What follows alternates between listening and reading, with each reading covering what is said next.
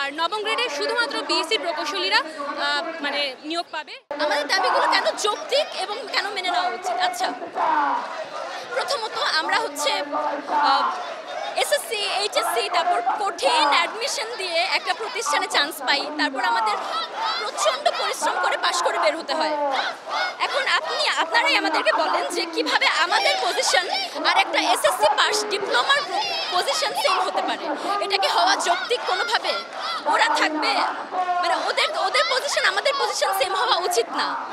আমরা নবম গ্রেড থেকে অ্যাপ্লাই করবো, হ্যাঁ আমরা নবম গ্রেড থেকে অ্যাপ্লাই করতে চাই, কিন্তু দশম গ্রেডে যে 100% ডিপ্লোমা কোটা এটা বাতিল করা উচিত। দশম গ্রেডটা কি উপসহকারী প্রকৌশলী, তাই না? প্রকৌশলী তো বিএসসি ইঞ্জিনিয়ার ছাড়া, বিএসসি ডিগ্রি ছাড়া কিভাবে কেউ প্রকৌশলী হয়?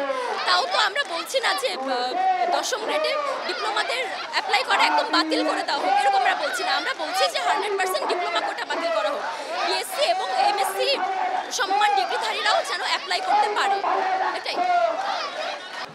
আমরা জানি যে নবম গ্রেড হচ্ছে বিসিএর সমমর্যাদার, সেখানে ডিপ্লোমা যাদেরকে হচ্ছে যে যাদের ডিগ্রিটাকে এইচএসসি সমতুল্য ধরা হয়, তারা কিভাবে সেখানে নিয়োগ পায় কোটার ভিত্তিতে? এটা সম্পূর্ণ অযৌক্তিক। আমাদের নবম গ্রেডকে পরিপূর্ণরূপে মেধাবীদেরকে সুযোগ করে দেওয়ার জন্য, দেশের প্রকৌশল খাতের উন্নয়নের জন্য বিএসসি ইঞ্জিনিয়ারদের জন্য উন্মুক্ত করতে হবে, যেখানে কোনো ধরনের ডিপ্লোমা নিয়োগ চলবে না।